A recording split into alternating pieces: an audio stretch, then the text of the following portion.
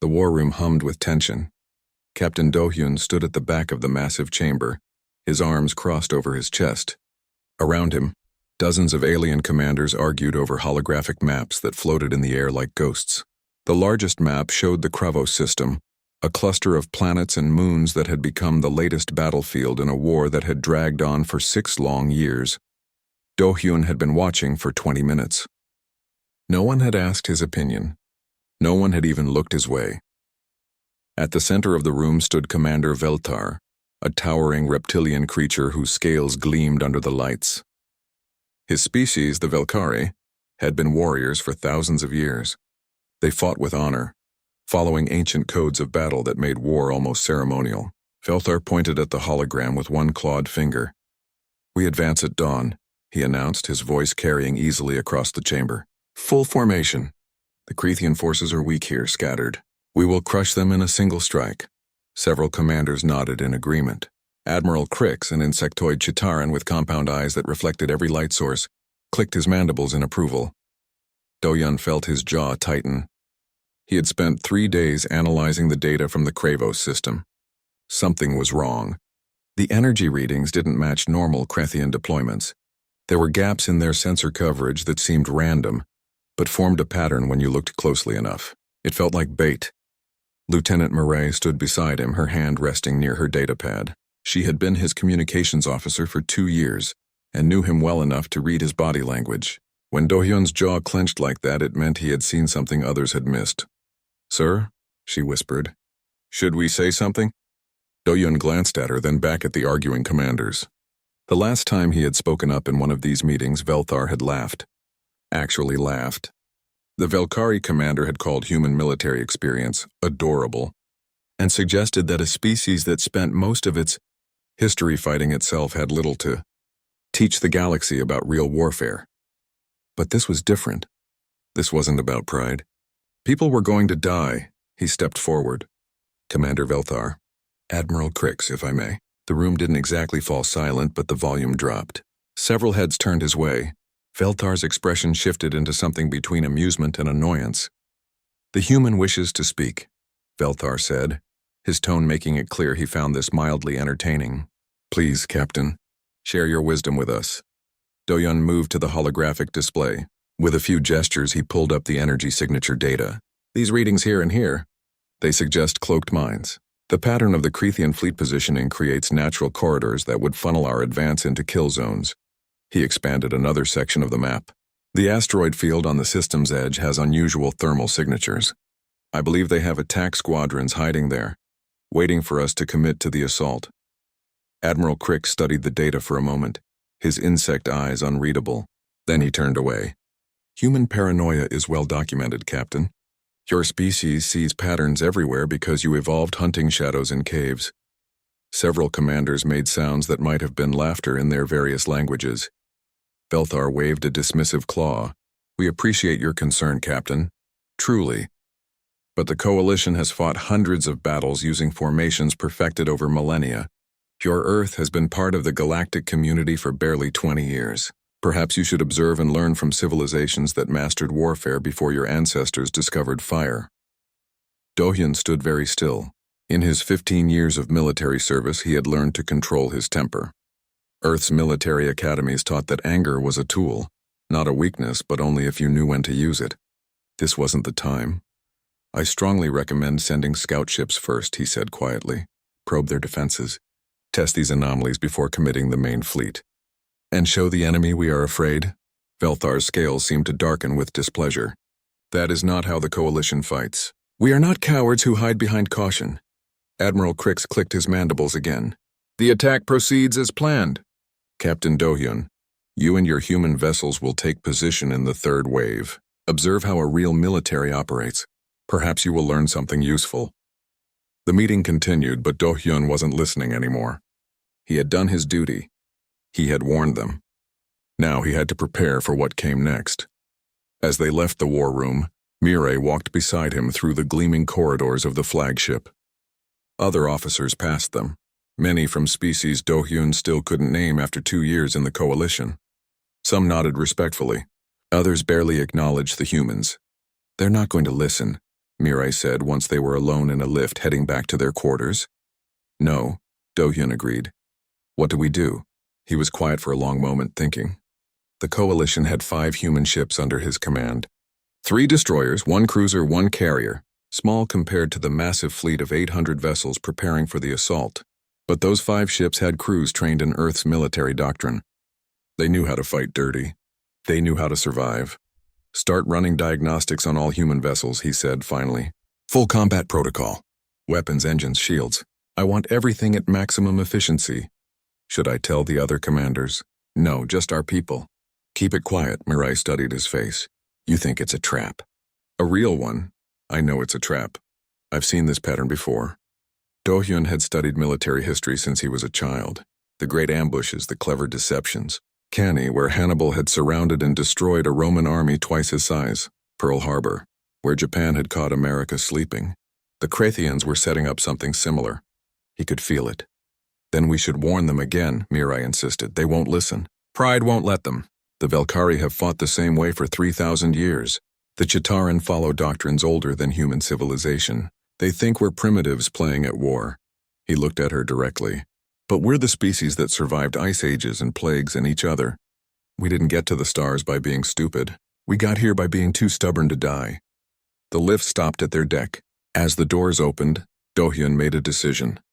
Get Captain Ji-won on a secure channel. Tell her to prep the destroyers for emergency maneuvers. Then contact Commander Heejin on the Valkyrie's hammer. I want the carrier's strike wings ready to launch on my signal. What signal? Do-hyun's expression was grim. When the shooting starts. And Mirai? Tell everyone to keep their escape pods ready. That night, Do-hyun stood in his quarters looking out at the stars through the viewport. Tomorrow, the coalition fleet would enter the Kravos system in their perfect formations, following their ancient doctrines of honor and glory. Tomorrow, hundreds of thousands of beings would fly into a trap because their commanders were too proud to listen to a human. He had tried to warn them. He had done everything he could within the chain of command. Now all he could do was prepare to save whoever he could when everything fell apart. Because it would fall apart. Do-hyun knew war, real war. Not the ceremonial battles the coalition preferred, but the brutal, ugly, desperate kind of fighting that humans had perfected over thousands of years of killing each other. The Krathians were about to teach the coalition a hard lesson. And then, if they survived, it would be humanity's turn to teach. Dawn came to the Kravos system with terrible beauty. 800 coalition ships dropped out of faster-than-light travel in perfect formation, their hulls gleaming against the darkness of space. From his position on the observation deck, Do-hyun watched them arrange themselves like pieces on a game board. Neat rows, perfect spacing, textbook deployment. It was beautiful. It was also suicide. Beside him, Mirai stared at her data pad, watching the fleet's positioning in real time. The 5 human ships hung back, separated from the main formation by several thousand kilometers. To the coalition commanders, it probably looked like the humans were being cautious. Cowardly even, Do-hyun knew better. They were in position to run. All human vessels report ready. Captain Ji-won says the crew is asking questions, Mirai said quietly. Tell her to keep them focused. It will not be long now. On the main display, the coalition fleet began its advance. Slowly, majestically, the ships moved forward in their formations. Velthar's voice came over the fleet-wide channel, speaking in the coalition's common language. Warriors of the coalition, today we show the Krathians the price of their aggression. Advance with honor. Fight with glory. Victory will be ours. Thousands of voices responded with cheers and war cries in dozens of languages. The sound washed over the communication channels like a wave. Do-hyun's hands gripped the railing in front of him. His knuckles turned white. The first mines detonated when the coalition vanguard reached the inner system. Invisible until the moment they exploded, the cloaked devices erupted in cascading chains of destruction. Ships that had been advancing in tight formation suddenly found themselves caught in overlapping blast waves. Shields flickered and failed. Hulls cracked open like eggs. The explosions lit up space like fireworks. Contact! Contact! Someone screamed over the communications. Mines everywhere! We are taking heavy casualties. But that was just the beginning. As the coalition fleet tried to regroup, the real attack began. From the shadow of Kravos Prime's largest moon, hundreds of Krathian warships appeared. They had been hiding in the sensor shadow, waiting. From the asteroid field at the system's edge, more ships emerged. Attack wings, destroyers, cruisers, all moving with deadly precision. The Krethians had been studying coalition tactics for months. Every formation, every response pattern, every doctrine. They knew exactly how the coalition would react to the mines. They knew where the ships would move to regroup. And they were waiting at every point. It wasn't a battle. It was a slaughter. Coalition commanders shouted orders over each other. Ships tried to maintain formation while taking fire from 3 directions. The neat, orderly advance turned into chaos. Vessels collided as they attempted to retreat in the same careful formations they had advanced in. There was no room to maneuver, no space to think. Admiral Crix's flagship, a massive Chitaran battle carrier, took 3 plasma torpedoes to its main engine core. The lights across its hull flickered and died. The great ship went dark, drifting helplessly as smaller Krethian fighters swarmed around it like insects. Do-hyun watched it all with the sick certainty of someone who had seen the future and couldn't stop it. He had known. He had warned them. And they had ignored him because he was human, because his species was young, because they thought their thousands of years of tradition made them wise. Tradition was getting them killed. "Sir," Mirai said urgently, "Commander Velthar is hailing us." Do-hyun gestured for her to put it through. Velthar's face appeared on the screen, and the proud Velkari commander looked nothing like he had in the war room. His scales were pale with fear. Behind him, his bridge was chaos. Crew members ran past, some of them bleeding. "Human," Velthar shouted. "You knew this would happen." "Yes," Do-hyun said simply. "Why did you not warn us more?" "I tried," you laughed. Do-hyun's voice was cold.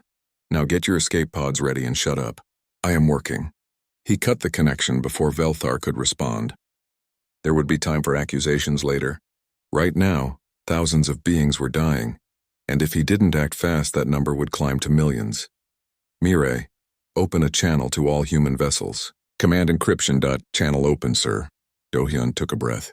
When he spoke, his voice was steady and clear. "All human ships, this is Captain Do-hyun. Execute emergency protocol Omega.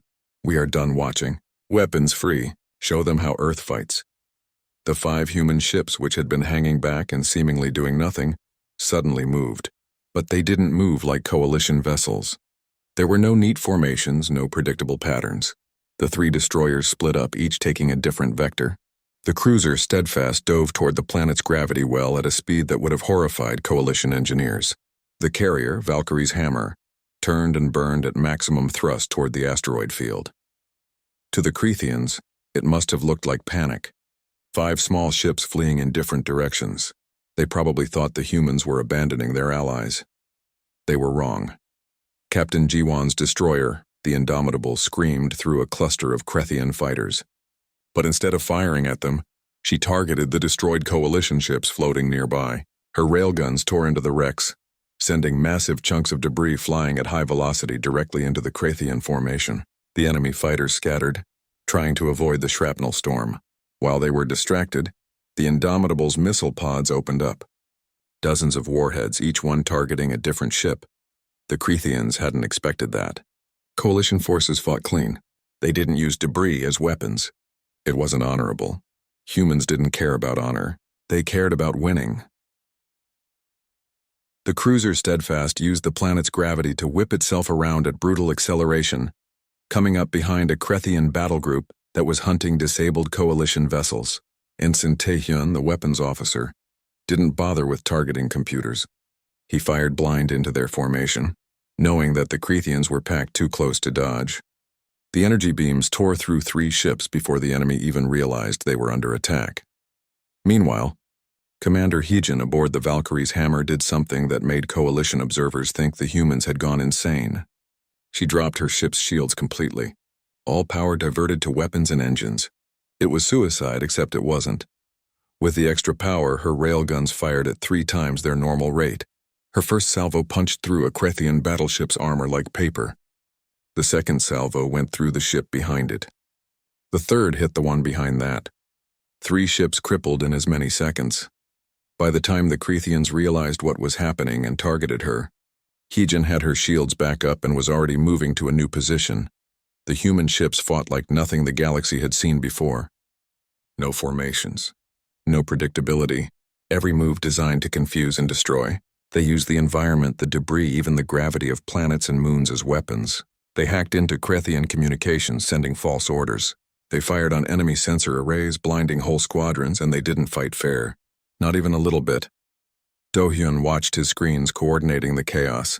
To someone unfamiliar with human tactics, it might have looked like random violence. But there was a pattern. Every move served a purpose.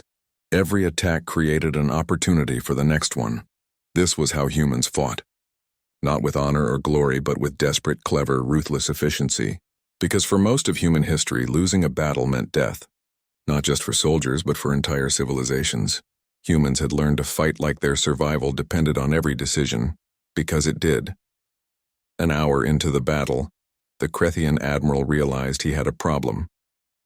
His trap had worked perfectly against the coalition, but the 5 human ships were tearing his fleet apart. They were everywhere and nowhere. They broke every rule of warfare he knew, and worst of all, they were winning. More concerning, the surviving coalition ships were starting to notice. Some of them, freed from the rigid formations, began trying to mimic human tactics. It was clumsy and chaotic, but it was working better than their old methods. The tide was turning, and the Krethians were learning a lesson that humans had known for thousands of years. War isn't about honor. It's about survival. And nobody survives like... The Krethian fleet was confused. That was the word for it. Confused. In 6 years of war, they had never been confused before. The coalition fought in predictable patterns. They were honorable, traditional, easy to understand. But these humans were different. On board the Krethian flagship, Admiral Throck watched his tactical display with growing alarm. Red dots representing his ships were winking out at an alarming rate. 5 human vessels, just 5, were causing more damage than the entire coalition fleet had managed in the past year. How? He demanded of his tactical officer. How are they doing this? The officer, a young Krethian who had graduated top of his academy class, stared at his screens helplessly. They have no pattern, Admiral. They attack from everywhere. They use our own tactics against us. They hack our systems. They even use destroyed ships as weapons. That is barbaric. Yes, Admiral, but it is working. Throck wanted to argue, but he couldn't. The numbers didn't lie. His fleet had lost 63 ships in the last hour. The humans had lost none. 0. They were like ghosts, appearing and disappearing, hitting hard and then vanishing before his forces could respond. Back on the observation deck of the coalition flagship, Do-hyun was coordinating the chaos with the calm efficiency of someone who had done this 1,000 times before. In reality, he had never commanded a fleet battle of this size, but he had studied every major battle in human history. He understood the principles. Stay unpredictable. Use the environment. Hit them where they are weak. Never let them understand your pattern. Valkyrie's hammer status report, he said calmly. Commander Hee-jin's voice came through clear and steady. Shields at 40%. Ammunition reserves at 60%. We have disabled 8 enemy capital ships and destroyed 15 fighters. Still operational and ready for more. Good, I need you to move to Sector 7. The Krethians have a battle group there hunting wounded coalition ships. Show them what happens when they pick on the weak on my way. Hee-jin sounded almost cheerful. It was strange how calm humans could be in the middle of hell. Maybe because they had made so many hells for each other back on Earth. This was just another day ending in the letter Y, indomitable. Do-hyun continued. Captain Ji-won, I need you to do something crazy. There was a pause. Then Ji-won's voice filled with amusement. Sir, everything we have done today has been crazy. What do you need? See that Krethian battle cruiser? The one leading their reserve fleet? I see it. Big target. Probably their command ship for this sector. Ram it. The communications went silent. For 3 seconds, nobody spoke. Then Ji-won laughed. It was not a nervous laugh. It was the laugh of someone who understood exactly what was being asked and was perfectly fine with it. Understood, Captain. Give me 2 minutes to evacuate my crew to the escape pods. Then that battlecruiser is getting a 40,000-ton surprise. Mirai, standing beside Do-hyun, looked at him with wide eyes. Sir, you just ordered her to destroy her own ship. I ordered her to use her ship as a weapon. There is a difference. He turned to look at his young lieutenant. This is war, Mirai, real war, not the parade ground battles the coalition is used to. In real war, you use everything you have. Ships, weapons, rocks, debris, even fear and confusion. Whatever gives you an advantage, but the indomitable. is a tool. A very expensive tool, but still a tool. Ji-won understands that. She also understands that taking out that battlecruiser will save thousands of Coalition lives. The math is simple. 2 minutes later, the Indomitable made its final run. Every escape pod had launched, carrying the crew to safety. The destroyer, now an unmanned missile weighing 40,000 tons, accelerated to maximum velocity. The Crethean battlecruiser saw it coming and tried to turn away. Too slow. Far too slow. The Indomitable hit the battlecruiser like the fist of an angry god. The impact was so violent that it registered on sensors across the entire star system. The battlecruiser crumpled, its spine broken, its hull split open like a cracked egg. The explosion that followed took out 5 nearby Crethean ships. In the silence that followed, every ship in the system seemed to pause. The Cretheans stared in horror. The Coalition forces stared in shock. Even Do-hyun felt a moment of grim satisfaction. That was for ignoring my warning, he thought, but did not say. The Crethean fleet morale broke. It was subtle at first. Ships began to move more defensively. Formation integrity started to fail. Commanders stopped following the central battle plan and started trying to save their own ships. Admiral Throck saw it happening and felt cold fear in his chest. The humans had done something no enemy had managed before. They had made the Crethean military afraid. All ships, he ordered. Begin withdrawal. Regroup at Rally Point Gamma. But Do-hyun wasn't going to let them escape that easily. All human vessels, he broadcast.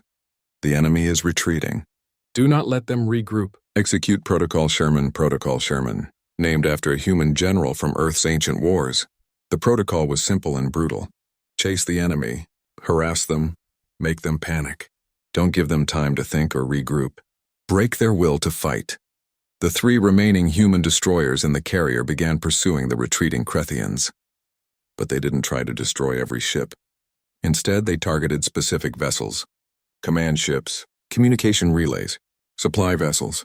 They fired on engines, leaving ships crippled but not destroyed. They wanted the Cretheans alive, panicking, spreading fear through their own ranks.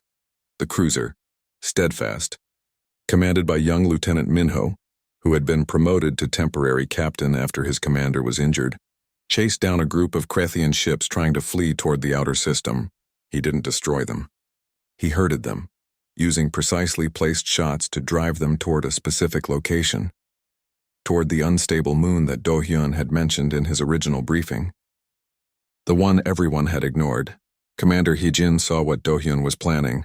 She moved the Valkyrie's hammer into position, her tactical screen showing not just ship positions but psychological projections. Where would the Cretheans run? How would they react to fear? She had studied human military psychology extensively. Now she was using it on aliens. The Crethean fleet, desperate to escape, clustered near the moon. It seemed like a safe position. Good cover, easy to defend, close to the jump point where they could escape to faster-than-light travel. Do-hyun watched them gather, watched them relax slightly, thinking they had found safety. Then he gave the order he had been planning since the moment he saw the survey data days ago. Valkyrie's hammer. Launch all kinetic penetrators. Target the moon's surface at these coordinates. Hee-jin didn't question the order. She trusted Do-hyun completely.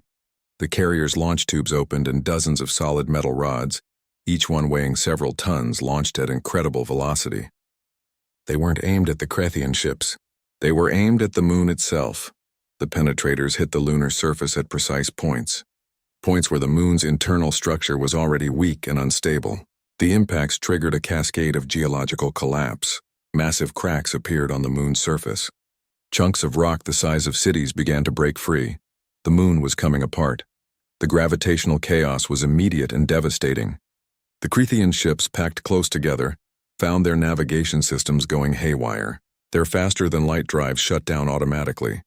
Safety protocols preventing jumps in unstable gravity. Ships collided. Formation disintegrated completely, and massive lunar fragments began falling toward them like the fists of gods. Admiral Throck's flagship was crushed by a piece of moon the size of a mountain. The ship that had led the Crethean fleet to so many victories was destroyed in seconds. The remaining Crethean forces scattered in complete panic. Some tried to flee deeper into the system. Others attempted surrender. A few just shut down their systems and drifted, their crews too shocked to function. On the Coalition flagship, power had been partially restored. Commander Velthar stood on his bridge, staring at the tactical display in absolute silence. Around him, his crew worked quietly, repairing damage and helping wounded. But everyone kept glancing at the display, at the 5 human ships that had just destroyed an entire enemy fleet. Admiral Crix appeared on Velthar's screen. The Chitaran looked exhausted, his normally bright compound eyes dim. "We underestimated them," he said quietly. "Yes," Velthar agreed. "We did. What are they really? What kind of species fights like this?" Velthar thought about Do-hyun's calm face when he had cut off their communication earlier. The cold efficiency, the lack of anger or rage. "Just pure calculated violence survivors," he said finally. "They are survivors, and we just learned why their world is called Earth. Because they will scorch it all before they lose." 2 days had passed since the battle. The Coalition fleet limped through space toward the nearest friendly station, trailing debris and running on emergency power. Medical ships moved between damaged vessels, treating wounded and recovering the dead. The numbers were devastating. Out of 800 Coalition ships, only 417 remained functional. Over 2 million casualties. Entire species had lost significant portions of their military forces in a single battle. The human contingent had lost the Indomitable, and one destroyer that had taken critical damage, protecting a Coalition hospital ship. 3,400 human casualties total, but they had saved the entire operation. In the main conference chamber of the Coalition flagship, an emergency tribunal had been convened. The chamber was packed with commanders, admirals, and political representatives from dozens of worlds.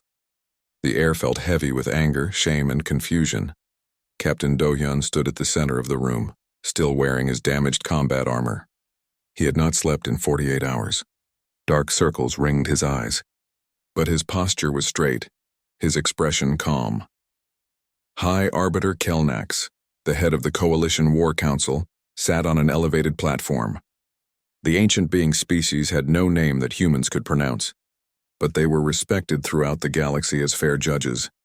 "Captain Do-hyun," Kelnax began, his translation device rendering his words in clear standard. "You stand before this tribunal to explain your actions at Kravos Prime. Some here wish to commend you. Others wish to court-martial you. Tell us in your own words what happened." Do-hyun looked around the room. He saw Velthar, the proud Velkari commander who had laughed at him. He saw Admiral Crix, whose flagship had nearly been destroyed. He saw dozens of others who had dismissed human warnings. "I tried to warn you," he said simply. His voice carried clearly through the chamber. "I identified the trap. I showed you the data. I recommended caution. And you ignored me because I am human." A Velkari general stood up, his scales darkening with anger. "You let us walk into that trap. You could have done more." "I did what I could within the chain of command," Do-hyun replied. "I presented my analysis. I made my recommendations. When you rejected them, I prepared my own forces to respond. That preparation saved thousands of lives. You could have refused to advance," the general insisted, "and if I had," Do-hyun's eyes were hard, "you would have accused humans of cowardice. You would have called us traitors. You would have said we abandoned our allies. Instead, I stayed. I watched you make a mistake I could not prevent. And when that mistake nearly destroyed us all, I fixed it." The chamber erupted in arguments. Some agreed with Do-hyun. Others shouted accusations. Kelnax raised a hand for silence, and eventually the room quieted. "Tell us about human warfare," the High Arbiter said. "Tell us what makes you different." Do-hyun was quiet for a moment, gathering his thoughts. Then he began to speak. "Most of you come from worlds that achieved peace relatively early in your development. Your wars were limited. Your conflicts had rules. You developed honor codes and battle traditions because you could afford them. Your worlds did not require you to master warfare for survival." He pulled up a holographic display showing Earth floating in space. "Earth is different. For 200,000 years, my species fought to survive. Ice ages that should have killed us. Diseases that wiped out entire populations. Predators that hunted us. And each other. Always each other. We have been at war for our entire existence." The display shifted, showing images from human history. Ancient battles, medieval warfare, modern conflicts. We did not develop honor in combat because we could not afford it. Every war we fought was existential. Every battle was about survival. We learned to fight dirty because clean fighting meant death. We learned to be unpredictable because patterns meant ambushes. We learned to use everything as a weapon because sometimes a rock or a stick was all we had. A Chitaran officer raised a claw, but you use technology now. Advanced weapons. Why still fight like primitives? Because the technology changes but war does not, Do-hyun said. The principles remain the same. Surprise, deception, adaptation, overwhelming force at the decisive point. We wrote these principles down 2,500 years ago. A human general named Sun Tzu said that all warfare is based on deception. We have not forgotten that lesson. He looked directly at Velthar. You fight with honor. We respect that. But honor does not win wars. Strategy wins wars. Tactics win wars. Understanding your enemy wins wars. The Krathians studied you for months. They learned your patterns. They knew exactly how you would respond to every situation, and they used that knowledge to destroy you. Then how did you defeat them?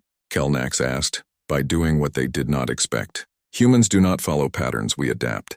Every battle teaches us something new. Every enemy forces us to evolve. That flexibility, that willingness to change, that refusal to die, that is what makes us dangerous. Ambassador Suyeon, the human diplomatic representative, stood up from her seat. She was older than Do-hyun, with gray in her hair and the bearing of someone who had seen much in her life. If I may, High Arbiter, she said. Kelnax nodded permission. Suyeon pulled up her own display. The coalition has been at war with the Krathian Empire for 6 years. In that time, you have won 3 major battles and lost dozens. The territory you control has shrunk by 40%. Your casualties number in the hundreds of millions. She changed the display. Human forces entered this war 8 months ago. In that time, we have been engaged in 17 combat operations. Our record is 17 victories, 0 defeats. We have not lost a single battle. Not one. The chamber was silent. The difference is not technology. We use the same ships, the same weapons as you. The difference is not courage. You are all brave warriors. The difference is philosophy. You fight the way your ancestors fought thousands of years ago. We fight the way humans learned to fight through 10,000 years of desperate, brutal, necessary warfare. She pulled up more displays. Images of human military history scrolled past. The battles of Marathon and Thermopylae, the siege of Constantinople, the trenches of the Great War, the island campaigns of the Second Global Conflict, the guerrilla wars, the space battles. Every human child learns military history, not because we glorify war, but because we must understand it. Our planet has known almost continuous warfare for recorded history. We have fought with every weapon imaginable. We have used every tactic, every strategy, every trick, and we learned that the side that adapts fastest usually wins. Admiral Crix stood slowly. His voice was quiet. You are saying we are fighting a modern war with ancient thinking? Yes, Suyeon said. And the Krathians know it. They are not stupid. They adapted their tactics to exploit your traditions. They will continue to do so until you change. Change how? Kelnax asked. Do-hyun stepped forward again. Stop fighting with honor. Start fighting to win. Stop following formations your grandfathers used. Start adapting to each battle. Stop being predictable. Start being smart. He gestured to the window where the damaged fleet drifted. 2 million of your people died because you were too proud to listen to a human. How many more will die before you accept that maybe, just maybe, the species that survived everything has something to teach you? The chamber was completely silent now. Every eye was on Do-hyun. Velthar stood slowly. The Velkari commander looked like he had aged years in the past 2 days. Captain Do-hyun, he said, his voice carrying none of its former arrogance. I was wrong. I dismissed you. I mocked you, and my pride cost countless lives. He walked down to the floor and stood before Do-hyun. Then, in a gesture that shocked everyone present, he bowed. In Velkari culture, bowing meant acknowledgement of superior wisdom. Teach us, he said simply. Teach us how to fight like humans. Admiral Crix descended as well. His species did not bow, but he lowered his head, mandibles clicking in a pattern that meant respect. We need to learn. Will you teach us? Do-hyun looked at them. These proud warriors, these ancient species asking humans for help. A year ago, they had barely acknowledged humanity's existence. Now they were begging for lessons. He thought about all the humans who had died, about Captain Jiwon who had sacrificed her ship, about the thousands of coalition soldiers who had died because their leaders were too stubborn to adapt. Yes, he said finally, we will teach you. But understand this, it will not be easy. Human warfare is brutal. It is efficient. It wins battles, but it is not glorious. Can you accept that? Velthar met his eyes. Glory means nothing to the dead, Captain. Teach us to win. Teach us to survive. High Arbiter Kelnak stood, his ancient form casting a long shadow. Then let it be recorded. From this day forward, human military doctrine will be integrated into coalition forces. Captain Do-hyun is promoted to Fleet Admiral and given authority over tactical operations. This war will be fought on human terms. The chamber erupted in discussion, but this time it was not argument. It was acceptance. They had ignored the human. They had paid the price. Now finally they were. Operation Reckoning began at dawn on the 6th month of the war's transformation. It was not a single battle, but a carefully coordinated campaign across 12 star systems. The coalition fleet, now operating under human strategic doctrine, moved like nothing the galaxy had seen before. In the command center of his flagship, Fleet Admiral Do-hyun stood before a massive tactical display that showed the positions of hundreds of coalition ships. But this time, unlike the disaster at Kravos Prime, every commander knew exactly what they were doing. Every ship had a purpose. Every movement was calculated. This was not about destroying the Krethian military. This was about breaking their will to fight. That was the human way. Make the cost of continuing too high. Make peace the only logical choice. First wave, execute, Do-hyun ordered calmly. Across the galaxy, coalition forces began their attack. But they did not strike at military targets. Instead, they hit supply depots, fuel stations, and communication relays. They targeted the infrastructure that kept the Krethian war machine running. Commander Velthar led a strike group against the Krethian supply hub at Meridian Station. Instead of destroying it immediately, his forces surrounded it and broadcast a message in clear language. Surrender now and you will be treated with respect. Your families will be safe. Your people will be protected. This is your one chance. The station surrendered without a shot fired. The Krethian commander, seeing the hopelessness of the situation and the genuine offer of mercy, chose to save his people. It was a choice he would not have made 6 months ago when the coalition fought with rigid honor that demanded blood. This pattern repeated across dozens of systems. Coalition forces offered surrender before violence. They showed mercy to those who gave up. They protected civilians, and they made sure everyone knew about it. Human psychological operations broadcast these messages throughout Krethian space. The effect was devastating. Krethian soldiers began to question why they were fighting. If the coalition was offering peace and safety, why die for leaders who had led them into disaster? Meanwhile, Captain Ji-won, given command of a new carrier after the sacrifice of the Indomitable, led a different kind of operation. Her strike group did not engage Krethian fleets directly. Instead, they appeared near enemy formations, launched their fighters, and then vanished before the enemy could respond. The fighters attacked, disabled key ships, and retreated.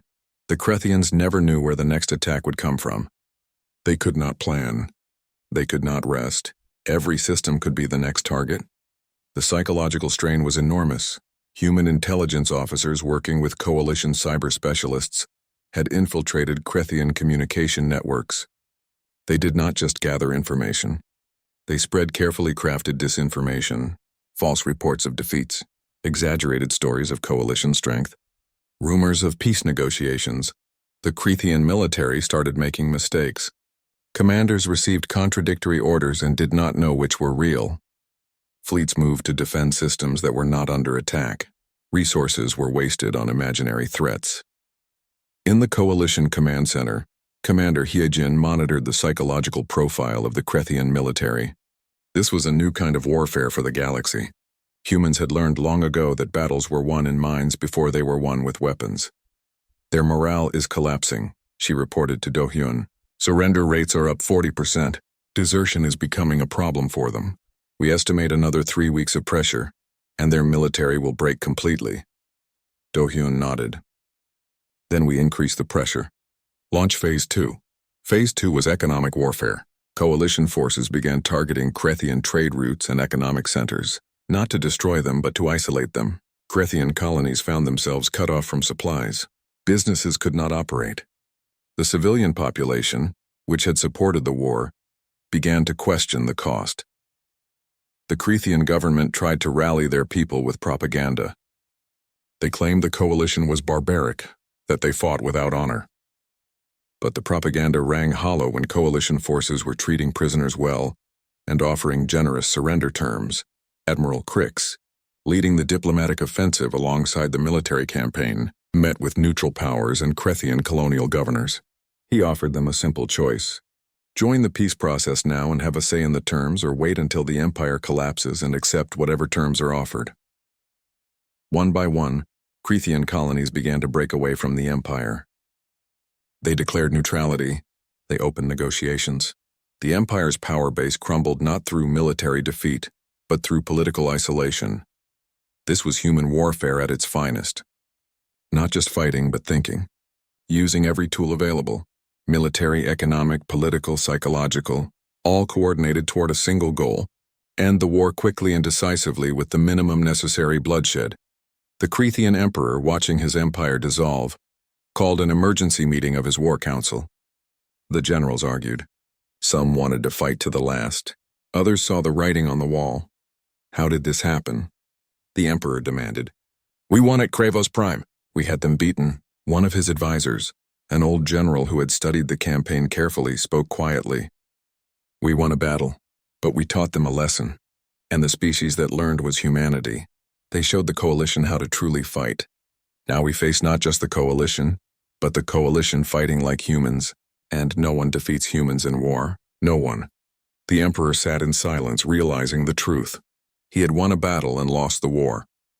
3 weeks later, as Hiejin had predicted, the Krethian military high command requested a ceasefire.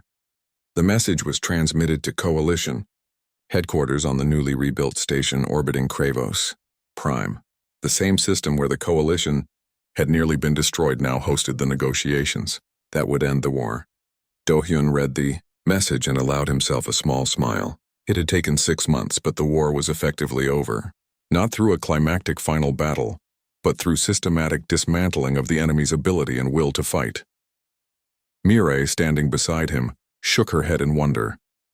6 years of war, millions dead, and we ended it in 6 months. We did not end it, Do-hyun corrected. We showed the coalition how to end it. There is a difference. He looked around the command center. Human and alien officers work side by side now, their coordination seamless. The transformation was complete. The coalition had learned to fight like humans. The conference chamber on the neutral station was enormous, built to accommodate the many species of the galaxy. The Krethian delegation sat on one side, their bearing defeated but not hostile. The coalition delegation sat opposite, led by High Arbiter Kelnax. Do-hyun attended as military advisor. He did not sit at the main table. That honor belonged to the coalition diplomats. But everyone in the room knew who had really won this war. The Krethian emperor arrived last. He was smaller than Do-hyun had imagined, and he looked tired. This was a being who had ruled an empire for 30 years and watched it crumble in 6 months. The negotiations proceeded quickly. The terms were generous by human standards.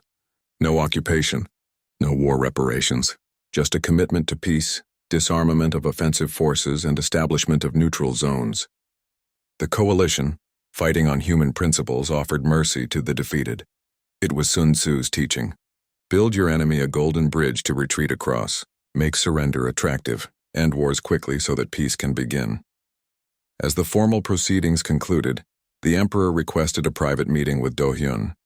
The two met in a small chamber overlooking the stars. You destroyed my empire without hatred, the emperor said quietly. You offered mercy before violence. You ended this war faster than I thought possible. How? Do-hyun considered his words carefully. Because we have been where you are. Humans have fought thousands of wars. We have been conquerors and conquered. We have committed atrocities and suffered them. We learned that the cruelest thing you can do is let a war drag on. End it fast, end it decisively, then help your enemy rebuild. That is not weakness. That is wisdom bought with blood. The emperor nodded slowly. They ignored you once. At Kravos Prime they did. They will not make that mistake again. No, Do-hyun agreed. No, they will not. The emperor stood to leave, then paused. Tell me, Admiral, if you had been in command from the beginning, how many lives would have been saved? Do-hyun met his eyes. Millions on both sides. The emperor left without another word. The truth was too heavy for conversation. Outside the window, the fleet hung in space. Coalition ships alongside human vessels. Once they had been strangers. Now they were brothers in arms, united by hard lessons learned through blood and fire. The war was over, but the real change had just begun. The galaxy had learned what humans had always known. War is not about glory, it is about survival. And when survival is at stake, you do whatever it takes to win. They ignored the human once. They paid a terrible price, and they would never forget the lesson. 3 weeks had passed since the tribunal. Coalition Strategic Command had been transformed into something unrecognizable. The grand halls where commanders once debated strategy with ceremonial speeches now echoed with urgent, practical discussions. The walls, once decorated with ancient battle standards, now displayed human tactical manuals and historical battle analyses. Fleet Admiral Do Yoon stood at the front of the largest training room he had ever seen. Before him sat 1,000 coalition commanders representing every species in the alliance. They filled the massive chamber, their attention focused entirely on the human standing before them. It was strange, Do Hyun thought, how quickly things could change. A month ago, these same beings would have laughed at the idea of learning from humans. Now they hung on his every word. Lesson 1, he said, his voice amplified to reach every corner of the room. Forget everything you know about honor in combat. Honor gets you killed. The only honor that matters is bringing your people home alive. A Velkari officer raised a claw. But Admiral, without honor, what separates us from animals? Intelligence, Do Hyun replied. Animals fight on instinct. We fight with strategy. Honor is a luxury you can afford when you are winning. When you are losing, honor is a chain that drags you down. Ask yourself, would you rather be honorable and dead or alive to protect your people? The chamber was quiet. It was a hard truth, but after Kravos Prime, no one could argue with it. Commander Soo-hyun, a human tactical instructor who had arrived with reinforcements from Earth, stepped forward. She was younger than Do Hyun, but had a reputation as one of the best strategic minds in the human military. Today we will teach you about asymmetric warfare, she announced. This is how to fight enemies who are stronger than you. It is how small forces defeat large ones. It is how humans have survived for thousands of years, she activated a holographic display showing a historical battle from Earth. A small force defending a narrow mountain pass against a massive army. This is Thermopylae. 300 human warriors held off an army of thousands for 3 days. They used terrain, positioning, and the enemy's own size against them. The principle is simple. If you cannot match the enemy's strength, make strength irrelevant.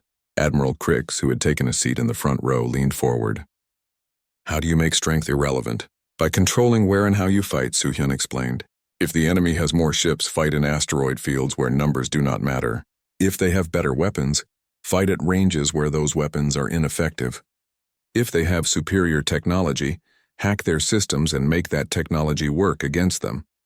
She changed the display to show more battles. Guerrilla campaigns, ambushes, hit-and-run tactics. Each one demonstrated the same principle. Turn your weakness into strength and the enemy's strength into weakness. In another training room, Lieutenant Mirai, now promoted to commander, was teaching combined arms tactics.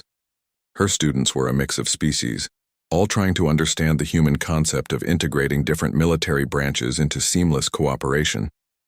You cannot think of space combat, ground forces, and cyber warfare as separate things, she explained. They must work together. When human forces attack, our spaceships disable enemy communications while ground troops advance. Our hackers blind their sensors while our fighters strike. Everything is coordinated. Everything supports everything else. A Chitaran officer clicked his mandibles in confusion. But coordinating across so many domains is incredibly complex. Yes, Mirai agreed. That is why we practice constantly. That is why human military units train together for months before deployment. Complexity is an advantage if you master it. It becomes overwhelming chaos for the enemy. In a third room, General Kyungmin was teaching coalition Marines about human close-quarters combat philosophy. He was a massive man built like a tank, with more combat experience than most beings twice his age. When you fight in close quarters, there are no rules, he said bluntly. Use everything. Your weapon, your body, the environment, even your enemy's own force against them. This is not sport. This is survival. He demonstrated a fighting technique that made several students gasp. It involved using an enemy's momentum to throw them into their own allies. That is dishonorable. A Velkari student protested. That is effective, Kyungmin corrected. And when your life is on the line, effective is all that matters. You can apologize for being dishonorable after you survive. The transformation was not easy. Coalition officers struggled with concepts that went against everything they had been taught. The idea of fighting without honor, of using deception and dirty tricks went against thousands of years of tradition. But slowly, they began to understand. More importantly, they began to see results. In simulation after simulation, coalition forces using human tactics defeated enemy forces using traditional methods. Officers who had spent decades losing battles suddenly found themselves winning. It was uncomfortable. It felt wrong. But it worked. Commander Velthar had thrown himself into the training with an intensity that surprised everyone. The proud Velkari commander who had once mocked humans now studied their military history obsessively. He read Sun Tzu and von Clausewitz. He analyzed human battles from every era. He practiced the tactics until they became second nature. One evening, Do-hyun found him in the tactical library, surrounded by holographic displays of famous human battles. "Cannot sleep, Commander?" Do-hyun asked. Velthar looked up, his scales showing a pattern that indicated deep thought. "I'm studying your Battle of Cannae, Hannibal's victory over Rome." The encirclement was brilliant, one of the greatest tactical victories in human history, Do-hyun agreed. He defeated an army twice his size by making them think they were winning until it was too late. "That is what troubles me," Velthar said quietly. "In Velkari tradition, we would never pretend weakness. We would never give ground intentionally. It would be seen as cowardice." But Hannibal's apparent weakness was his greatest strength. Do-hyun sat down beside him. "That is the hardest lesson. Pride is the enemy of survival. You must be willing to look weak, to appear defeated, to seem foolish if it gives you an advantage. How do you teach an entire species to abandon pride? You do not abandon it. You redirect it. Take pride in winning, not in how you win. Take pride in protecting your people, not in following ancient codes. Take pride in being smart enough to adapt." Velthar was quiet for a long moment. Then he looked at Do-hyun directly. "At Kravos Prime, when I called you, you said I tried. You laughed. You were angry with me." "Yes," Do-hyun admitted. "You had every right to be. I was a fool. My pride killed thousands. The important thing is that you learned," Do-hyun said. "Many commanders would have blamed everyone but themselves. You accepted responsibility. You asked to be taught. That takes more courage than any battle." While the coalition learned, the war continued. The Crethean Empire, emboldened by their victory at Kravos Prime, launched 3 more major offensives. They expected to face the same predictable coalition forces. They expected easy victories. They were wrong. The first offensive hit a coalition defense fleet commanded by Admiral Crix. Instead of meeting them in traditional formation, Crix used human tactics. He scattered his forces, made them look weak and disorganized. The Cretheans advanced confidently, then the trap closed. Coalition ships that had seemed to be fleeing suddenly coordinated a perfect encirclement. The Cretheans, packed tight in their formation, could not maneuver. They were destroyed in less than an hour. The second offensive met Commander Velthar. He did not even fight them directly. Instead, he used guerrilla tactics, hitting supply lines and communication relays. The Crethean fleet advanced into empty space, finding nothing to fight. By the time they realized what was happening, they were out of fuel and supplies, stranded in hostile territory. They surrendered without a major battle. The third offensive never reached coalition space. Human intelligence officers had hacked Crethean communications and learned about the attack weeks in advance. Coalition forces ambushed them during their faster-than-light jump, catching them completely unprepared. After 6 years of losing, the coalition had won 3 battles in 3 weeks. The Crethean High Command was in chaos, trying to understand what had changed. They studied the battles, looking for patterns. There were none. Every engagement was different. Every tactic was new. What they did not understand was that the coalition was no longer following a fixed doctrine. They were adapting. They were thinking like humans. And humans had thousands of years of experience being unpredictable. In the Coalition Strategic Command Center, Do-hyun watched reports of the victories with satisfaction. Around him, human and alien officers worked side by side, planning the next phase of operations. Mirai approached with a data pad. "Sir, intelligence reports that the Crethean military is requesting a full strategic review. Their commanders are arguing with each other. Some want to negotiate peace. Good, Do-hyun said. When your enemy is confused and divided, that is when you press the advantage. Prepare Operation Reckoning. It is time to end this war. 1 year after the Treaty of Kravos Prime, the galaxy looked very different.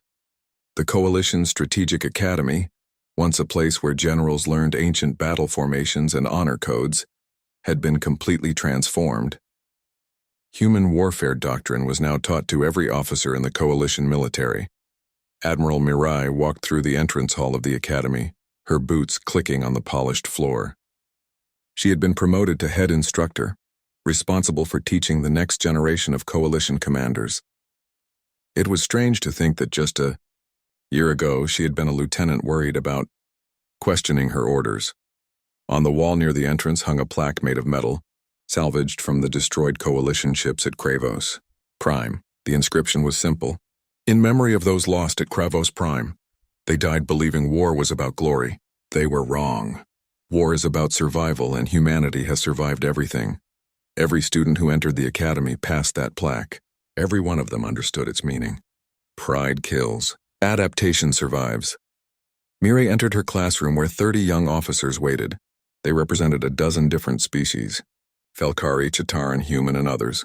They all wore the same uniform now. The old distinctions between species had blurred. They were not Velkari officers or human officers. They were Coalition officers trained in human doctrine. Good morning, she said, taking her place at the front.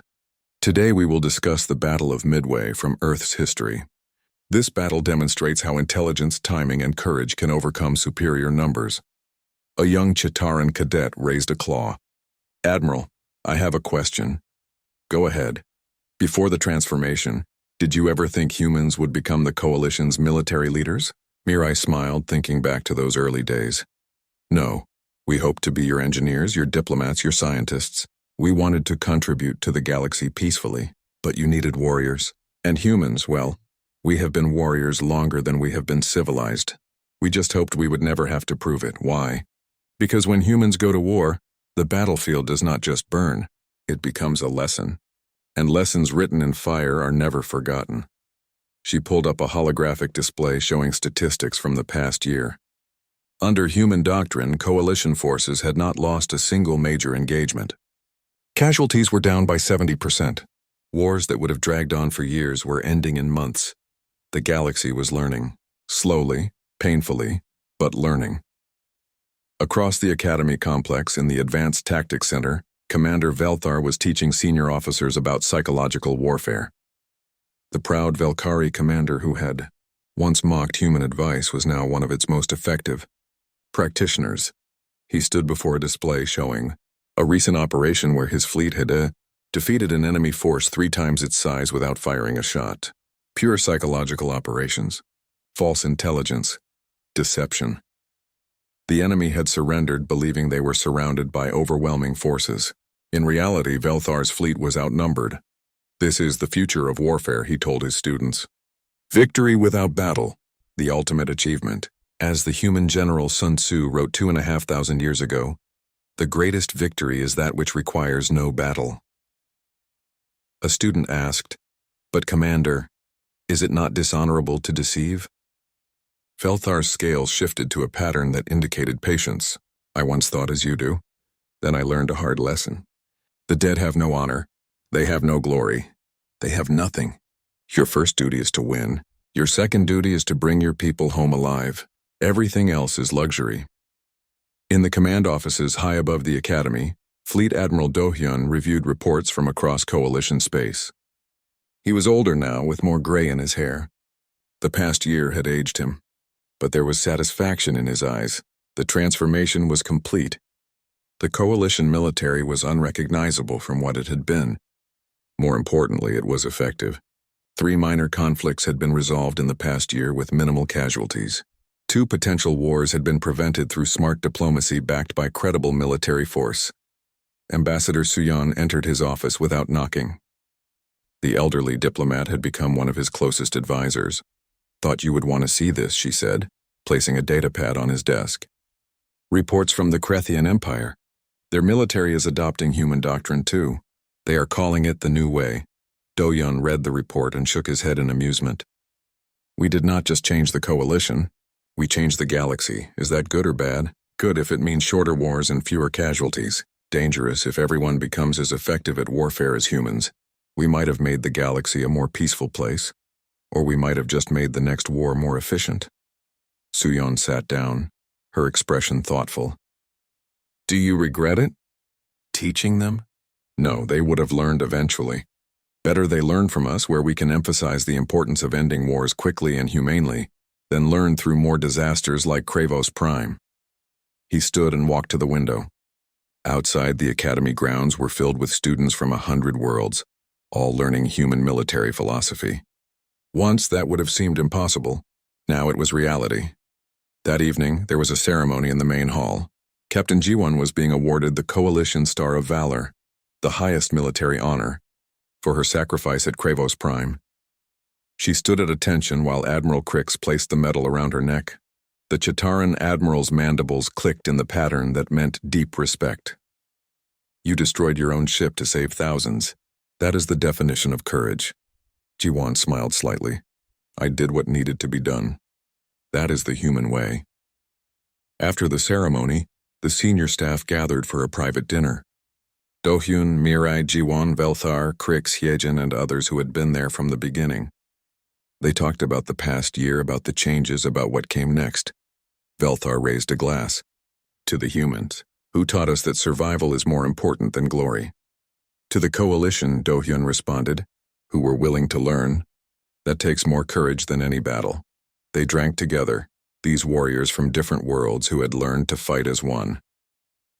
Later, Do-hyun stood alone on an observation deck, looking out at the stars. Mirai found him there, as she often did, thinking about the future. She asked, thinking about the past, about all the humans who fought and died in wars throughout our history, wondering what they would think of us now. We have taken everything we learned from thousands of years of warfare and taught it to the galaxy.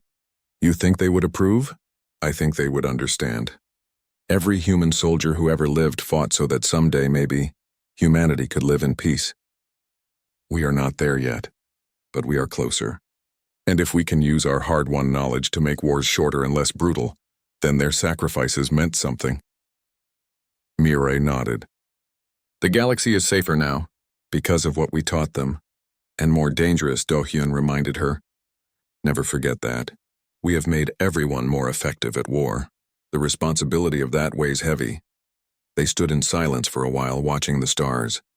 Out there, across thousands of light years, millions of beings slept safely, protected by forces that now understood what humans had always known, that survival requires strength. That strength requires wisdom, and that wisdom is written in blood. The transformation was complete. The coalition had learned to fight like humans, and in learning they had discovered something profound. War was not about honor or glory or tradition. It was about protecting what you loved, about ending conflicts quickly so that peace could begin, about being strong enough that no one dared attack, but wise enough to offer mercy when they did. These were human principles, learned through 10,000 years of desperate, brutal, necessary warfare. Now they belonged to the galaxy. In academies across coalition space, young officers studied human military history. They read Sun Tzu and von Clausewitz. They analyzed Cannae and Midway and countless other battles. They learned that flexibility beats rigidity, that intelligence beats strength, that survival beats honor. On Velkari ships, commanders practiced deception and maneuver warfare. On Chitaran vessels, officers studied combined arms tactics. On human ships, crews worked alongside aliens who had become brothers in arms. The galaxy had changed. And at the center of that change was a simple truth that humans had learned through blood and fire. War is not about fighting. It is about winning. And the best way to win is to make your enemy not want to fight in the first place. Years from now, historians would write about this period. They would call it the Human Revolution. They would analyze how one species, young by galactic standards, had transformed military thinking across thousands of worlds. They would debate whether it had been good or bad, necessary or dangerous, but those who had lived through it knew the truth. It had been inevitable. The moment humans joined the galactic community, the moment they saw the coalition fighting wars the old way, the moment they recognized patterns they had seen in their own history, the transformation became unavoidable, because humans understood something fundamental. War is evolution. Species that adapt survive. Species that cling to tradition die. And humanity had adapted for 200,000 years. In the Academy's great library, new students read the inscription above the entrance. It was written in every major language of the Coalition, but the words came from ancient human wisdom.